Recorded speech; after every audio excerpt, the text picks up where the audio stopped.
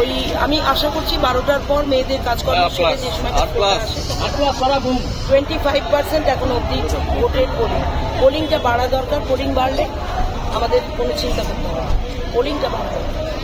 সব প্রিসাইডিং অফিসারদের থেকে আমি শুনলাম, আমার নিজের কর্মীদের থেকে, তারা বললেন ভোট খুব শান্তিপূর্ণ হচ্ছে। সব প্রার্থীরই এজেন্ট আছে, তো এজেন্ট, তাদের এজেন্টকে আমি জিজ্ঞেস করেছি কিছু খেয়েছে, তারা বলছে হ্যাঁ ঠিক আছে। আর একসঙ্গে আমরা ভোট করছি, যে যার দলকে সমর্থন করতে পারে, কিন্তু একসঙ্গে ভোট করছি। বন্ধুত্বপূর্ণ পরিবেশ থাকলে সাধারণ মানুষও সুস্থভাবে ভোটটা দিতে পারে, এটা আমি মনে করি সেই পরিবেশ আছে।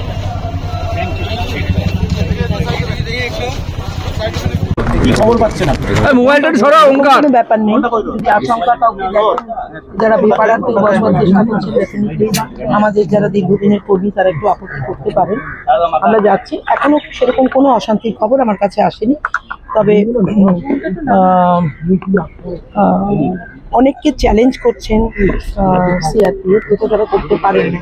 আমার চিফ ইলেকশন এজেন্ট অনিন্দ্য রাউত এ ব্যাপারে পরে কথা বলবেন আপনাদের সঙ্গে, যে তারা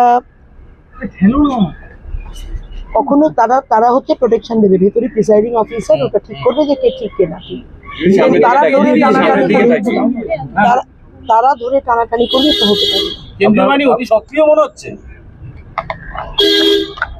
জায়গায় জায়গায় সক্রিয়, তাদের কোনো ভূমিকা খুব একটা আছে বলে আমি তো দেখতে পাচ্ছি না। কেন্দ্রীয় বাহিনীর ভূমিকা নিয়ে কি আপনি খুশি নাকি? দেখুন, আমাকে স্পট ভিজিট করতে হবে। আমি কানে শোনা কথা আর চোখে দেখা কথা দুটোকে এক জায়গায় করতে পারবো না। আমি যেটা চোখে দেখবো, গিয়ে যদি দেখি কেন্দ্রীয় বাহিনী যথেষ্ট তৎপরভাবে কোনো মব ভায়োলেন্স হতে দিচ্ছে না, মব ভায়োলেন্স হওয়ার মতো আমার কোনো ওয়ার্ডে কোনো পরিস্থিতি নেই। আমি 31 ওয়ার্ডটা একটু দেখে নেব, সেখানে ঠিকঠাক হলে আমার বাদবাকি কেন্দ্রে কোথাও কিছু হবে বলে। 31 ওয়ার্ড নিয়ে বিজেপি সকালবেলা থেকে অভিযোগ করছে যে বিভিন্ন বুথের সামনে প্রচুর পরিমাণে আপনার দলের কর্মীরা জমায়েত করছেন। তারা না সেরকম হলে সেটা আমি তাদের করে দেবো, স্ক্যাটার করে দেবো। এটা আমি গিয়ে দেখি। মেয়ে কোথায়? না আপনার সঙ্গে মেয়ে একসাথে 100% দুজনে একসাথে ভোট দেবো, আমরা দুজনে একসাথে ভোট দেবো, আপনারা দেখতে পাবেন। বলছি, দলের আপনার এই ইলেকশনের কনভেনার কুণাল ঘোষকে গতকাল বিজেপি প্রার্থী একটা প্রস্তাব দিয়েছিলেন যে তার হয়ে ভোট করানোর জন্য, তাকে না এরকম একটা উড়ো খবর এসছে, আমার মনে হয় না কুণাল ঘোষ বলেছেন। কুণাল ঘোষ কি বলছেন? প্রস্তাব দিয়েছেন কল্যাণ চৌবে, যাতে ওনারও একটু ভোট করলে আগামী দিনে বড় জায়গায় কুণাল ঘোষকে অ্যাকোমোডেট করবেন, একটা প্রস্তাব দিয়েছেন। বলা যায় ব্যক্তিগত সিদ্ধান্ত, তবে আমার মনে হয় না কুণাল এ ধরনের সস্তা প্রলোভনে কোনো পা দেবেন। দিতেই পারে আপনাকে অফার, আমার মনে হয় না কুণাল এটা দেবে। কুণালের সঙ্গে আমার সামনাসামনি কথা হয়নি। প্রস্তাব নাকচ করে দিয়েছেন, কিন্তু বিজেপি প্রার্থীর এই ধরনের প্রস্তাব ভোটের আগের দিন, সেটা কিভাবে দেখছেন? আপনি তো ক্যান্ডিডেট। প্রস্তাব দিতেই পারে, কাউকে প্রস্তাব দিতেই পারে। অতি সক্রিয় যাদের দেখেন তাদের প্রস্তাব দিতে পারে, ওর মধ্যে পোটেনশিয়াল আছে, প্রস্তাব দিতে পারে। ওদের দল এলে সমৃদ্ধ হবে। কুণাল নিশ্চয়ই সেটা প্রত্যাখ্যান করেছেন।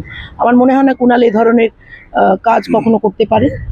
প্রস্তাব দেওয়া, তাকে অ্যাকসেপ্ট করা, দুটো তো ডিফারেন্ট জিনিস। প্রস্তাব আপনি আমাকে অনেক দিতে পারেন, আমি আপনাকে অনেক, বাট সেটা অ্যাকসেপ্ট করে কতটা সদর্থক ভূমিকা নিলাম আমি সেটাই কথা বলবো। আমার মনে হয় না কুণাল এই ধরনের নাকচ করে দিয়েছেন। ভালো কথা। তারপরে কোশ্চেন আসছে কোথা থেকে? বিজেপি ক্যান্ডিডেট কে বলেছে? আমি যে দেখিনি, ওটা দেখবার সময় হয়নি, বুঝতে পারছেন। আমি নরেন্দ্র মোদীকে চিনি, কুণাল বলেছেন চিনতে পারে? কোন একটা প্রখ্যাত সাংবাদিক, তাকে মোদী তার দেশের নাগরিক হিসেবে চিনতেই পারে। দিদি, একেবারে ভোটের আগের দিন এইভাবে বিজেপি প্রার্থীর ফোন করে বলা, বিজেপি প্রার্থীর এই ভূমিকা বা প্রলোভন দেখানো, এই বিষয়টাকে কিভাবে দেখছেন? এটা খুবই নক্কারজনক পরিস্থিতি, কারণ আপনাকে কোথাও ভোট একটা অর্জন করতে গেলে, আমি এত দেরিতে বেরোচ্ছি কেন আজকে, বিকজ আমার এটা নিয়ে মাথা ব্যথা নেই, কারণ আমি এলাকায় ঘরে ঘরে চেনে। তারা আমাকে বলছে এখনো অটোটা এলো না কেন, আমরা যাবো, বয়স হয়েছে, তুমি বলেছিলে 7টায় আসবে, আমি দাদা মাসে পাঠাচ্ছি।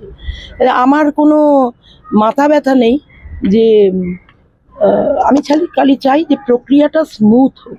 যেটা উনি বললেন যে জ্যামিং, এটা আমি একেবারে পছন্দ করি না, একেবারে নিজে পার্সোনালি পছন্দ করি না। এটা আমি বিভিন্ন বক্তব্যে আমার তুলে ধরেছি। প্রত্যেকের গণতান্ত্রিক অধিকার আছে তার নিজস্ব মত প্রয়োগ করবার, গলা টিপে কিছু হবে না, এটা বলেছি। এখন দেখুন, বিক্ষিপ্ত ঘটনা দু একটা এদিক ওদিক হতে পারে। আমাদের এলাকায় 2,18,000-এর ওপর ভোটার, তাদের সবাইকে আমি কন্ট্রোল করে ফেলবো দুদিনে, এরকম ভাবার, সবাই চেনে আমাদের। কিন্তু তার মানে নয়, আমি দেখে নিচ্ছি ব্যাপারটা। দিদি 2021 দাদা দিদি 2021-এ সাধনদা জিতেছিলেন 20,000-এর বেশি ভোটে। আপনার কি মনে হচ্ছে 2024-এ লোকসভা নির্বাচন সেটা 3,000 হয়ে গেছে, 21-এর মার্জিন কি বাড়বে? আমি বলে দিই আপনাকে, 3,000 কখন হয়েছে? আমরা তো 10,000-এ জিতছিলাম। বাদ বাকি কথাটা আপনি খুঁজে নিন, কেন জিনিসটা 4,000 হলো, 4,000 সামথিং হলো কেন। কিন্তু একটা কথা তার সঙ্গে বলবো যে আশপাশের অনেকগুলো মানিকতলার অনেকগুলো ওয়ার্ডের আশপাশ যেখানে প্রখ্যাত মানুষরা বসে আছেন, সেখানে কিন্তু আমাদের ডিফিট হয়েছে। সেখানে আমার এলাকা যেখানে কেউ নেই, আমি আশ্রয়া, আমরা কিন্তু উইনিং দিয়েছি, আর দিয়েছি 10,000-এর উপর। একটা ওয়ার্ডে গিয়ে সেটা বেশ খানিকটা ক্ষতিগ্রস্ত হয়েছে। সেটা এই কদিনে মরমপট্টি দেওয়া যাবে না, এটা আমাকে যদি মানুষের সমর্থনে আমি আসতে পারি, ডেফিনেটলি আই লুক। 21-এর ব্যবধান কি বাড়বে?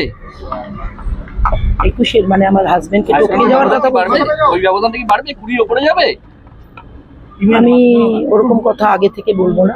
পোলিং কিরকম হয়, পোলিং ভালো হলে 100% হবে, কারণ মানুষের বিরাট সমর্থন আছে এ ব্যাপারে, কোনো দ্বিমত নেই। আমি যেখানে ভাবিনি তাদের সমর্থন আছে, যারা লোকসভায় দেয়নি, যেহেতু ভোট দুটো ডিফারেন্ট, সেখানে সমর্থন আছে। আর 2.5 বছর মানুষের যে একটা ক্ষুধা, যে এলাকার একটা আমাদের মাথার উপর গার্জেন নেই, সেটা পাবার একটা প্রচন্ড একটা ইচ্ছে, সেই থেকে তারা দেবেন। এবার পরিস্থিতি যদি তাদের না, পোলিং অনেক কম হচ্ছে, দেখে নিই ইলেকশনে সাধারণত ভোট কম পড়ে, কিন্তু দেখা যাচ্ছে অনেক কম ভোট হচ্ছে এখনো পর্যন্ত। কোন সমস্ত বুথে, আমি যেমন একটু আগে একটা বুথে গিয়েছিলাম, 189 জন ভোট দিয়েছে, সেখানে 850 ভোটার 4 ঘন্টায়। ঠিক আছে, সেটা মানুষকে বাড়িতে বাড়িতে গিয়ে ছেলেদের বলেছি ক্যাম্পে সময় নষ্ট না করে পোলিং ম্যাক্সিমাম করাতে হবে। সেটা কোন ওয়ার্ডের কথা বলছেন? 31 তো? ওই 31-এও কম আছে। না আপনি কোথায়? 14-তে কম, ওই 14 কম হবে না। আচ্ছা বলছি, 31-এর কাউন্সিলর তো পরেশ পাল, আপনি বারবার 31 নিয়ে এত চিন্তিত কেন? না চিন্তিত নয়, পরেশবাবুকে দায়িত্ব দিয়েছি। পরেশবাবুর শরীরটা ভালো নয়, কতটা অ্যাক্টিভলি নেবেছে।